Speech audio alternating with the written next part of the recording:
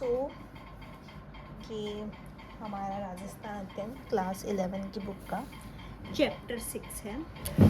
हम इसकी पूरी सीरीज़ लाएंगे, पूरा प्लेलिस्ट लाएंगे। और क्योंकि राजस्थान अध्ययन से लाइन टू लाइन क्वेश्चन आजकल राजस्थान के एग्ज़ाम्स में आ रहे हैं, तो हम इस बुक को पूरा तरीके से कंप्लीट करने वाले हैं। ठीक है। राजस्थान की अर्थव्यवस्था कृषि प्रधान है, क्योंकि राज्य की कुल जनसंख्या का 75.07% भाग ग्रामीण जनसंख्या है। ठीक है, तो हम गांव और शहर में विभाजन कैसे करते हैं? जनसंख्या प्राथमिक कार्य करती है या द्वितीयक कार्य करती है। इस आधार पर भी ये भी एक क्राइटेरिया है गांव और शहरों का विभाजन करने का। तो राजस्थान कृषि प्रधान है, क्योंकि यहाँ का 75% से अधिक भाग गाँव में निवास करता है, गाँव की जनसंख्या है, जो कृषि एवं अन्य कृषि संबंधी कार्यों जैसे पशुपालन इत्यादि में संलग्न है। इसके अतिरिक्त योजनाबद्ध विकास के प्रारंभिक दशकों में राज्य के सकल घरेलू उत्पाद में कृषि एवं संबंध क्षेत्र का योगदान अधिक था। ठीक है। स्थिर कीमतों 1999 से 2000 पर 1987-88 में सकल राज्य घरेलू उत्पाद में कृषि क्षेत्र का भाग 37.78% था। उल्लेखनीय है, भारत में 1991-92 में आर्थिक उदारीकरण की शुरुआत की गई। राजस्थान में भी आर्थिक उदारीकरण को आत्मसात किया गया। राजस्थान में आर्थिक उदारीकरण प्रारंभ करने के बाद यहाँ की अर्थव्यवस्था में महत्वपूर्ण बदलाव की प्रवृत्ति देखने को मिल रही है। कौन सी प्रवृत्ति देखने को मिल रही होगी? यानी कृषि क्षेत्र का जीडीपी में योगदान कम हो रहा होगा। उत्पादन तो सही है, कृषि का उत्पादन ऐसा नहीं है कि आप समझेंगे कि जीडीपी में अनुपात कम होने का मतलब ये बिल्कुल नहीं होता है कि उत्पादन या कृषि से हमें खाद्यान्न की कमी, ये बिल्कुल नहीं होता है। इसका अर्थ है कि दूसरे सेक्टर जैसे कि सेवा सेक्टर और उद्योग, इनमें रोजगार बढ़ रहे हैं, इनका जीडीपी में हिस्सा बढ़ रहा है, जिससे हमारी अर्थव्यवस्था विकसित की तरफ बढ़ रही है। ठीक है। राजस्थान में भी आर्थिक उदारीकरण को आत्मसात किया और महत्वपूर्ण बदलाव हो रहे हैं। अर्थव्यवस्था में सबसे महत्वपूर्ण बदलाव यह हुआ है कि राज्य के सकल घरेलू उत्पाद में कृषि क्षेत्र की तुलना में सेवा क्षेत्र का योगदान बढ़ रहा है। राजस्थान की अर्थव्यवस्था में यह बदलाव भारत की अर्थव्यवस्था में हो रहे बदलावों के अनुरूप है। भारत में भी क्या हो रहा है? सकल घरेलू उत्पादन में कृषि क्षेत्र का योगदान घट रहा है और सेवा क्षेत्र का बढ़ रहा है। अर्थव्यवस्था में हो रहा यह बदलाव एक प्रकार से विकसित देशों की भांति अर्थव्यवस्था को दिशा देने जैसा है। सभी विकसित देशों में सकल घरेलू उत्पाद में कृषि का योगदान कम है। वर्तमान परिप्रेक्ष्य में अर्थव्यवस्था में कृषि की भूमिका को घटाकर और सेवा क्षेत्र की भूमिका को बढ़ाकर विकास की दर को तेज करना संभव है। भारत की अर्थव्यवस्था इस मार्ग पर कदम बढ़ा चुकी है। राजस्थान भी भारतीय अर्थव्यवस्था की भांति इस दिशा में आगे बढ़ता दिख रहा है। विकसित देशों में सकल घरेलू उत्पाद में कृषि की भूमिका कम होने के साथ कृषि पर निर्भर जनसंख्या कम है। पर ये जो चीज़ है कि जीडीपी में हमारे यहाँ जीडीपी में तो कृषि का योगदान घट रहा है दिनों दिन और सेवा सेक्टर का बढ़ रहा है, पर जो जनसंख्या निर्भर है, अभी भी ज़्यादातर रोजगार हमारी जनसंख्या कृषि से प्राप्त करती है, न कि सेवा क्षेत्र से और औद्योगिक क्षेत्र, विनिर्माण क्षेत्र से। तो ये है एक तरीका का विरोधाभास उत्पन्न हो जाता है हमारी अर्थव्यवस्था के सामने। जबकि भारत में स्थिति विपरीत है। भारत में सकल घरेलू उत्पाद में कृषि की भूमिका तो घट रही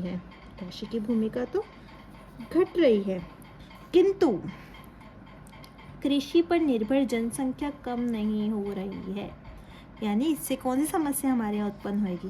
प्रच्छन्न बेरोजगारी की, जहाँ पर जो एक्स्ट्रा व्यक्ति जो लगे हुए हैं उत्पादन कार्य में, उनकी उत्पादकता क्या है, शून्य होती है, क्योंकि अगर एक आदमी भी वही कार्य करेगा तो उतना ही उत्पादन होगा जितना मिलकर 4 आदमी उत्पादन कर रहे हैं। तो इससे जो अतिरिक्त 3 आदमी हैं, तो वो जहाँ पर एक्स्ट्रा कुछ काम कर सकते थे तो वो नहीं कर पा रहे हैं, ये होता है इससे। राजस्थान के संदर्भ में भी कमोबेश यही बात लागू होती है। संतोष की बात यह है कि भारत में आर्थिक उदारीकरण के दौर में कृषि क्षेत्र और ग्रामीणों को महत्व दिया जा रहा है। बजट का बड़ा भाग ग्रामीण विकास पर आवंटित किया जा रहा है। आर्थिक उदारीकरण की समृद्धि का लाभ गांवों में पहुंचाया जा रहा है। गांवों के सामाजिक और आर्थिक विकास के लिए ग्रामीण विकास और गरीबी उन्मूलन की योजनाएं क्रियान्वित की जा रही है। मनरेगा इस दिशा में उल्लेखनीय है। अब मनरेगा इसमें आया है, करंट से भी ये जुड़ता है मनरेगा। तो आप कमेंट में बताइएगा कि इस साल मनरेगा के स्थान पर कौन सी योजना सरकार द्वारा लाई गई है। इससे गांवों का कायाकल्प होना शुरू हो गया है। और मनरेगा क्या था ये भी आप बताइएगा। वैसे आगे आएगा राजस्थान की अर्थव्यवस्था की विशेषताएं। राजस्थान की अर्थव्यवस्था क्या है, भारत की अर्थव्यवस्था की विशेषताएं हम पढ़ते हैं जब हम भारत की अर्थव्यवस्था देखते हैं। चैप्टर का नाम राजस्थान की अर्थव्यवस्था है और हम हमारी राजस्थान की अर्थव्यवस्था देखेंगे कि यहाँ का सकल, जैसे कि देश का जीडीपी होता है, उसकी परिभाषा क्या होती है, एक वर्ष में, एक वित्तीय वर्ष के अंदर उत्पादित सभी अंतिम वस्तुओं और सेवाओं का मौद्रिक मूल्य। वैसे ही राजस्थान जो भारत का एक राज्य है, उसका भी सकल घरेलू उत्पाद है। तो उसमें विकास क्षेत्रों की भूमिका में कैसे बदलाव हो रहा है, किन क्षेत्रों का महत्व बढ़ रहा है जीडीपी में, किन का घट रहा है, वो देखेंगे। अर्थव्यवस्था के सभी विकास शीर्षों को विशेष रूप से कृषि क्षेत्र, उद्योग क्षेत्र और सेवा क्षेत्र में बांटा जाता है। कृषि क्षेत्र में क्या आएगा, हमारा कृषि आएगा, पशुपालन आ जाएगा, वानिकी, मत्स्य पालन, खनन। वो ये भी क्वेश्चन बन जाते हैं कई बार कि प्राथमिक क्षेत्र में, कृषि क्षेत्र में कौन से आते हैं, द्वितीयक क्षेत्र, विनिर्माण क्षेत्र में कौन सी गतिविधियाँ आती है। तो हमें पता होना चाहिए कि मत्स्य पालन, खनन, वानिकी, पशुपालन और कृषि क्षेत्र में आएंगे। उद्योग क्षेत्र में निर्माण आएगा हमारा, विनिर्माण आएगा, विद्युत, रेलवे, और फिर सेवा क्षेत्र में आएंगे हमारे व्यापार, होटल, जलपान गृह, बैंकिंग, बीमा, आवास, वैधानिक व्यापारिक सेवाएं, लोक प्रशासन आदि सेवा क्षेत्र में आएगा। राजस्थान की अर्थव्यवस्था कृषि क्षेत्र से उद्योग और सेवा क्षेत्र की ओर बढ़ रही है।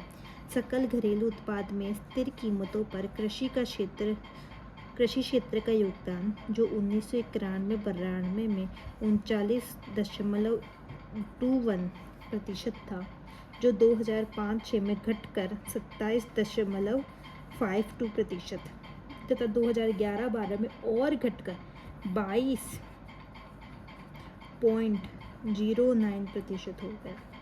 यानी 91-92 में 39% था, अब हो चुका है 2011-12 के अनुसार 22% हो गया।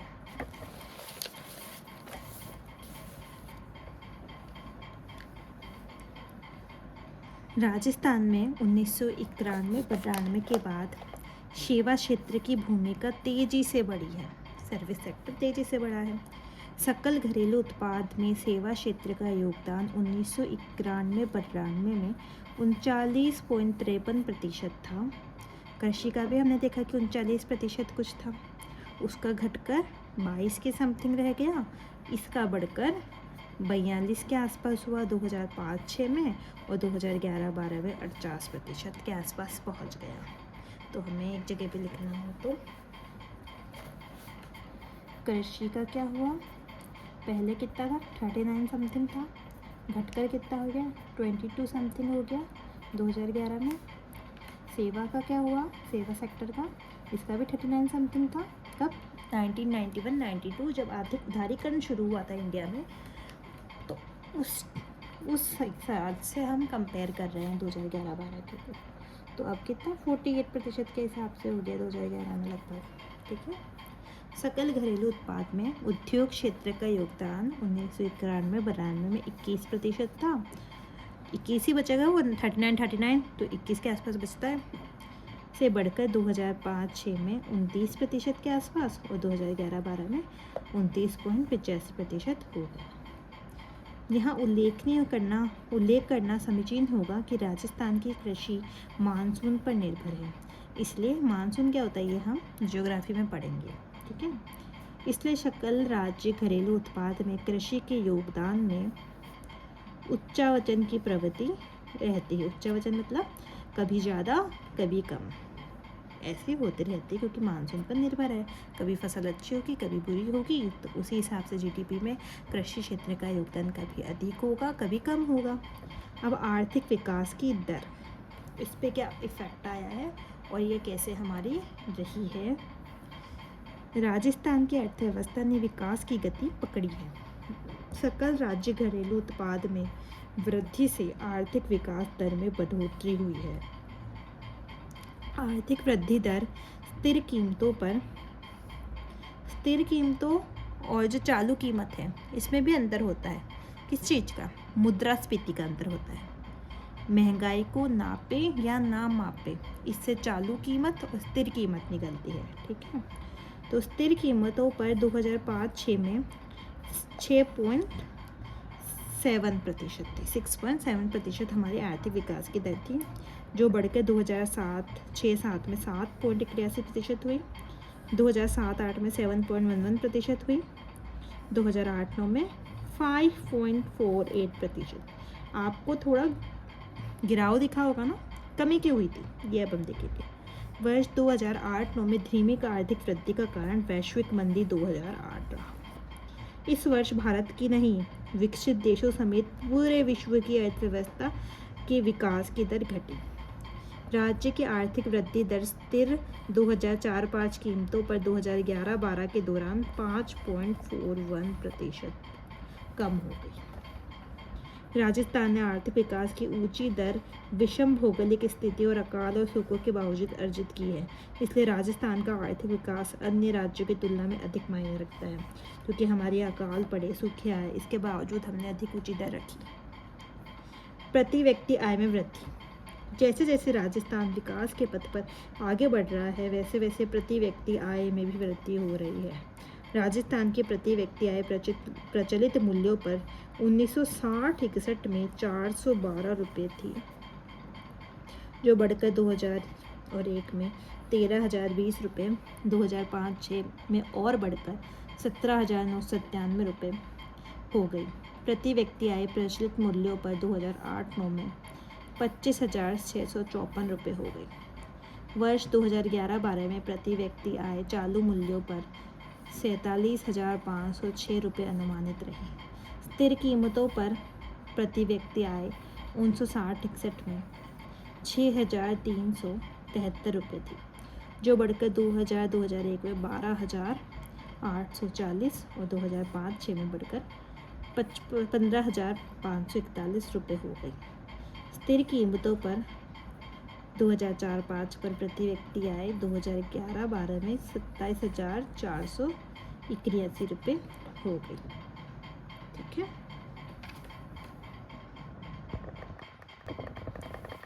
बड़ा राज्य बड़ी भूमिका। राजस्थान क्षेत्रफल की दृष्टि से भारत का सबसे बड़ा राज्य है, ठीक है। राजस्थान का क्षेत्रफल 3,42,239 वर्ग किलोमीटर है, जो भारत के कुल क्षेत्रफल 32,87,263 वर्ग किलोमीटर का 10.41% है। राजस्थान केवल क्षेत्रफल में ही नहीं, अब इसकी भूमिका विकास के विभिन्न क्षेत्रों में काफ़ी बढ़ गई है। कहने को तो राजस्थान मरुस्थलीय प्रदेश है, किंतु यहाँ की रेत के धोरे अथाह संपदा और समृद्धि अपने में समेटे हुए हैं। राजस्थान खनिजों की बहुलता के कारण खनिजों के अजायब घर के नाम से जाना जाता है। यहाँ निर्मित इंदिरा गांधी नहर परियोजना के कारण वैश्विक पहचान है। इस मरु गंगा ने थार वासियों का कायाकल्प किया है। अब बाड़मेर के खनिज तेल भंडारों ने राजस्थान को राष्ट्रीय स्तर पर सुर्खियों में ला खड़ा किया है। बाड़मेर के अधात्विक खनिजों के मूल्य में राजस्थान अग्रणी है। वर्ष 2005-06 में भारत के अधात्विक खनिज मूल्य में राजस्थान का भाग 0.41% था, जो भारत में सबसे अधिक था। ठीक है, किसमें?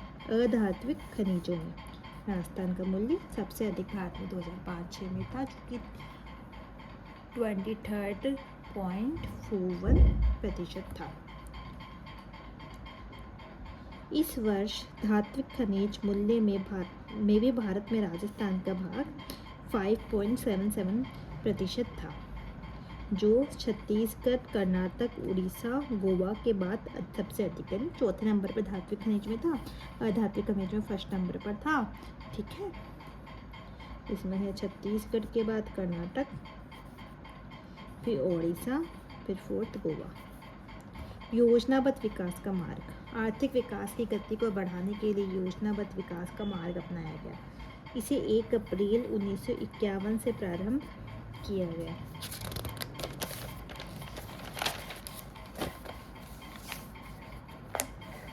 राज्य में योजनाबद्ध विकास के 62 वर्ष पूर्ण हो चुके हैं। इस अवधि में राज्य में 11 पंचवर्षीय योजनाएं, 6 वार्षिक योजनाएं संपन्न हो चुकी है। वर्तमान में 12 पंचवर्षीय योजना हो चुकी है।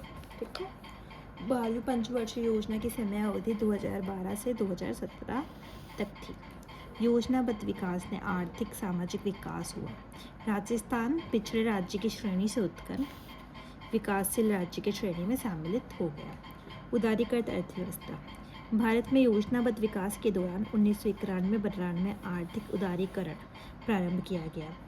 इसमें सार्वजनिक क्षेत्र की तुलना में निजी क्षेत्र की भूमिका बढ़ गई।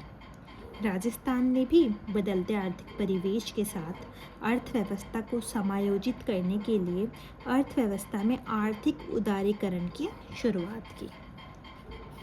ऊर्जा क्षेत्र में आर्थिक उदारीकरण लागू कर राजस्थान महत्वपूर्ण राज्य के रूप में उभरा। आर्थिक उदारीकरण के बाद राज्य में विदेशी निवेशकों की भूमिका बढ़ने लगी है। राजस्थान सरकार ने विनिवेश की दिशा में भी कदम बढ़ा दिए हैं। राज्य बजट 2010-11 में राजस्थान राज्य खान एवं खनन निगम में 10% पूंजी के विनिवेश की घोषणा आर्थिक उदारीकरण की ओर बढ़ता कदम है। विनिवेश, डिसइन्वेस्टमेंट क्या होता है?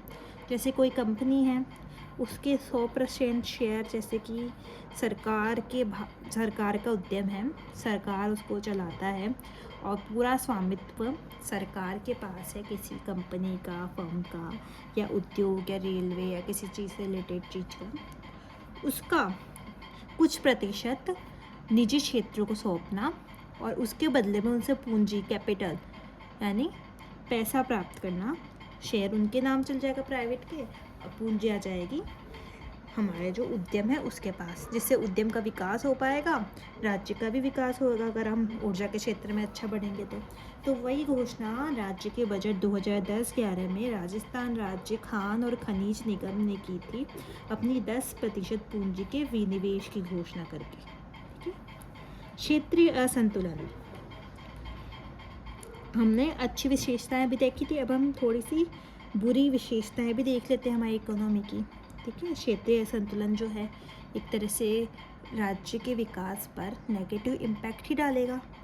राजस्थान में योजनाबद्ध विकास और आर्थिक उदारीकरण से विकास का वातावरण बना है। राज्य में आर्थिक विकास की गति बढ़ने के साथ क्षेत्रीय असंतुलन भी नजर आने लगा है।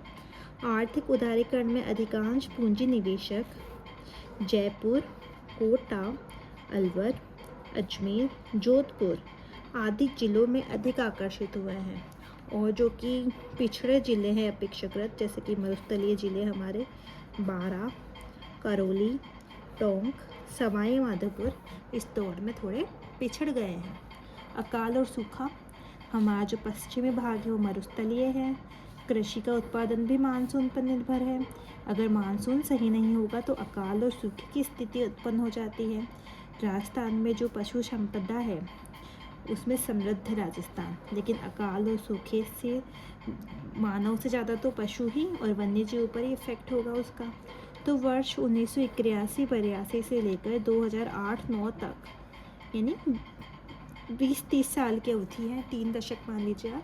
इसमें 2-3 वर्षों 1983 से 84, 90 से 91, 94 से 95 को छोड़कर शेष सभी वर्षों में अकाल और अभाव से भारी क्षति हुई है। यानी 3 वर्षों को छोड़कर शेष सभी में क्षति, ऐसा नहीं कि 3 वर्षों में बस हुई है, ऐसा है कि इन तीनों को छोड़कर शेष सभी में हुई है। और ये 3 कौन से थे? 1983, 84, 1990, 91, 1994, 95। ठीक है। राज्य में अकाल के स्थायी समाधान की आवश्यकता है। इस दिशा में यहाँ पड़ने वाले सतत अकाल, विषम भौगोलिक स्थिति को दृष्टिगत रखकर राजस्थान को विशेष दर्जा देने की दरकार है। अब ऋणग्रस्तता, राजस्थान पर ऋण का बोझ है। ऋण का बोझ कैसे?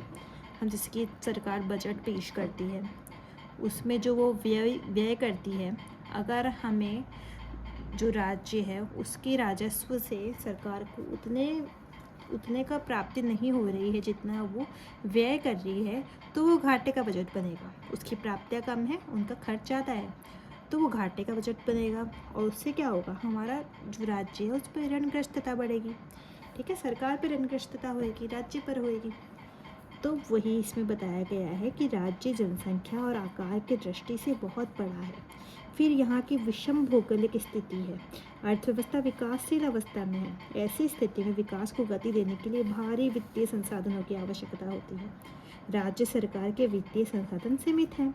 इस कारण विकासगत जरूरतों को पूरा करने के लिए ऋण पर निर्भरता बढ़ गई है। बढ़ती ऋणग्रस्तता के कारण राजस्व घाटा भी है। राजस्व घाटा 2005-06 में 660 करोड़ रुपए था, जो कि 2011-10-11 के बजट अनुमानों में 1098 करोड़ रुपए जा पहुंचा। राजकोषीय घाटा उधार लेने की आवश्यकता को दर्शाता है। राजकोषीय घाटा 2005-06 में 5150 करोड़ रुपए था, जो 2011-12 के बजट अनुमानों में 8063 करोड़ रुपए जा पहुंचा। राज्य पर कुल कर्जा 2009-10 के संशोधित अनुमान में 90,208 करोड़ रुपए था। सार रूप में देखें तो राजस्थान की अर्थव्यवस्था आर्थिक पिछड़ेपन से पूर्ण रूप से उबर चुकी है। विभिन्न आर्थिक सूचकों में प्रगति के आधार पर राजस्थान को विकासशील अर्थव्यवस्था कहा जाए तो अतिशयोक्ति नहीं होगी। आज राजस्थान में आधारभूत संरचना आर्थिक विकास को गति देने में अनुकूल है। सामाजिक विकास में भी राजस्थान प्रगति की ओर अग्रसर है। यहाँ कृषि और उद्योग क्षेत्र में विकास की असीम संभावनाएं हैं। सार्वजनिक क्षेत्र व्यय में अधिक वृद्धि हो और निजी निवेशकों को आकर्षित किया जाए तो राजस्थान विकसित राज्यों की श्रेणी में सम्मिलित हो सकता है। अब हम राजस्थान की जनसंख्या के बारे में पढ़ेंगे कि जनसंख्या में विशेषताएं जो है जनसंख्या की